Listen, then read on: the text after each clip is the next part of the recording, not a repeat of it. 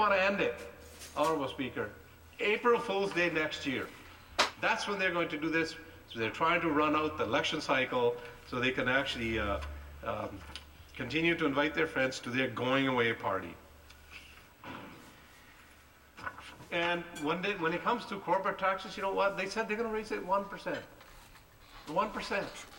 But they're only going to take the money if they need it to balance the budget. Not what they're saying to the middle class.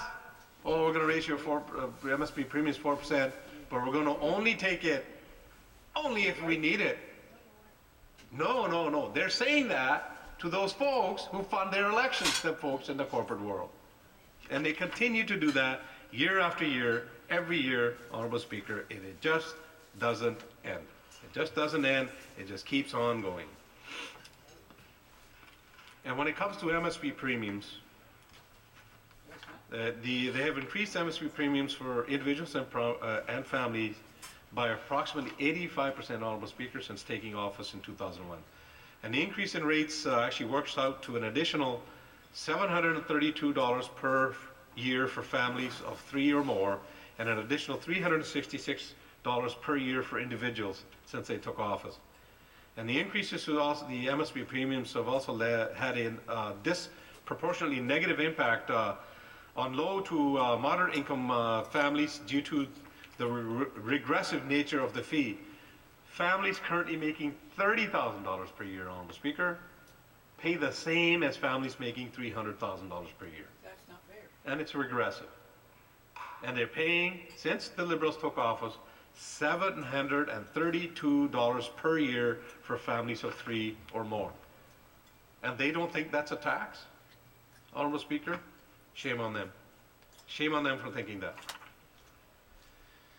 And you know, this budget basically reflects the attitude of the BC Liberals and their mixed sense of priorities, or should I say their misdirected sense of priorities. You know, on the one side, they're bringing in, and nobody wanted it except for few folks who were supporting the Premier when she was running for leader. She made this backroom deal with them to bring in the Municipal Auditor General, called the Auditor General for Local Government. And it's going to cost $2.6 million after promising it was going to be embedded within the Provincial Auditor General. That's what the Premier promised. That's what the Minister had promised as well. They're setting it up separately as a separate bureaucracy. $2.6 million. They found the $2.6 million out of thin air. But when it comes to courthouse delays, providing money for perhaps a new courthouse, you can pay for 2 courthouses, Honorable Speaker, 2 judges. But it's not there. It's not there. They're not going to do that. Their choice is to bring in a Municipal Auditor General that nobody wanted and nobody needed for a variety of reasons. And when it comes to opening, keeping open emergency rooms and providing an appropriate number of nurses and healthcare professionals in all of those small communities throughout the province, those small hospitals, and I named some of them, those health centers in my constituency, whether we're talking about Logan Lake, Lytton, Ashcroft, or Princeton, and even Lytton, Merritt and Lillooet. We've had a sign that's up there all of the time at Ashcroft. If you're in a real emergency, you go to Merritt or to Kamloops. It's a sign there that's directing people to go that way. They've had signs up in Princeton and other places as well. And you know, when you need a few $1,000 to be able to provide the services, healthcare services for people in those small communities, the answer is a big fat no from this government. But Honorable Speaker, in this budget, there's a line for $15 million that the government miraculously found. $15 million for self-promotion ads, self-promotion, aggrandizement of themselves, Honorable Speaker. That's what they're going to do. They're going to promote their so-called jobs plan, or should I say the Premier's no jobs plan. This is the first job plan that I've seen anywhere in North America. First jobs plan in history, Honorable Speaker, where there's no jobs attached to it. There's no jobs attached to it. They don't talk about jobs or how they're going to create them. It's just this nice big slogan, Premier's jobs plan. It's a no jobs plan, but you know what? They've got $15 million to promote this jobs plan. Maybe that's their idea of a job, is to create a whole bunch of jobs promoting a no jobs plan. That's their idea of a job, Honourable Speaker, under the BC Liberals. It's unbelievable. Absolutely unbelievable. And I've already talked about rural health care and ambulance service. That's another one. It's very, very important for people in the unincorporated territories living in the regional districts and these small communities spread throughout British Columbia, some of them high up in the mountains. And First Nations reserves, which are obviously outside of municipalities, and again in remote areas. And ambulance service is very important. So where's the respect for First Nations? Where's the respect for rural British Columbians, Honourable Speaker? Their cuts to ambulance service over the last 11 years resulted in the severe downgrading of the service, the medical services that are available for people in rural British Columbia. But that's what we see, Honourable Speaker. And when you look at it, there's not a word about forestry in the budget. In the budget, the minister tabled the budget, he had an hour-long speech, not one word about forestry, Honourable Speaker. Yet that there's further cuts to FORFL, 20 million over the next 2 years, in an area where they're direly needed. And I'll talk about forestry more in a minute. Skills development and training, 80% of new jobs needed in this area, Honourable Speaker. 80% of the new jobs will need some skills and training.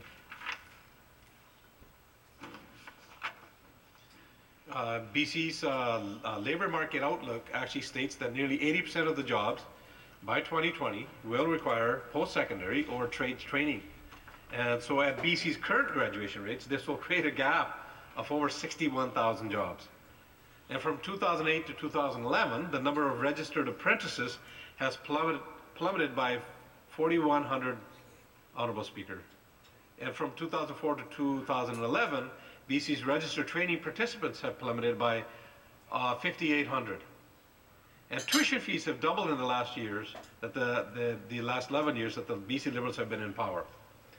And the average student debt in BC is the highest outside of the Maritimes at over $27,000 upon graduation, and BC students face the highest student loan interest rates in all of Canada, Honourable Speaker. And yet, Budget 2012 cuts funding to BC's colleges and universities by 3% over the next 3 years. And so despite this no jobs plan, the Liberals have actually put zero new money into skills and training, and are even cutting their contribution to the Industry Training Authority by 12% to 2015, Honourable Speaker. And you look at all of these colleges, many of BC's colleges and universities, they're already facing projected deficits in 2012, 2013. Northwest Community College, a $1.7 million deficit. College of New Caledonia, $1.8 million. Vancouver Island University, $2.4 million. Camosun College, $2 million. Kwantlen Polytechnical University, $1.3 million deficit, Honourable Speaker. And it just goes on. But you know, one of the other interesting items that the Liberals have put in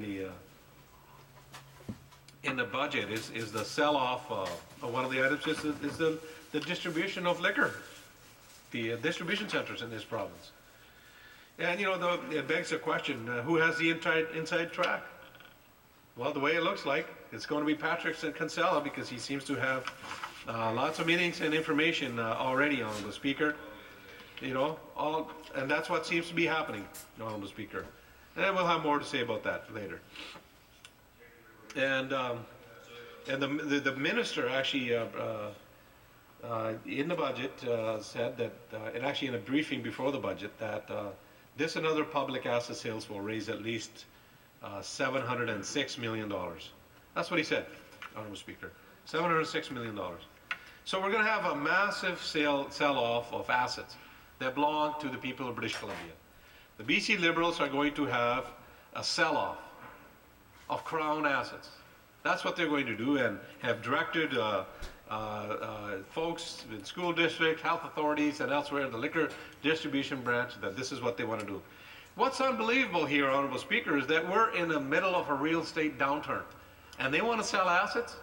I mean, the idea, and they like to pride themselves on saying, oh, we're a pro-business, we're a business party, and yet what we've seen is 11 years of fiscal mismanagement, huge deficits, the debt's gone up, the lowest record of of job creation in the last 30 years of any government, Honorable Speaker. That's been a reality that's happened with them. But the idea is that you buy property and assets when the prices are down, and then when the prices go up, you sell, Honorable Speaker. And that's what's happening with the BC Liberals, is we're in a downturn, Honorable Speaker, and they want to sell off assets. And they've directing their folks to do it's like selling the farm to pay for their groceries. And so I just hope that Patrick Kinsella doesn't have an inside track on all of this as well either, Honorable Speaker.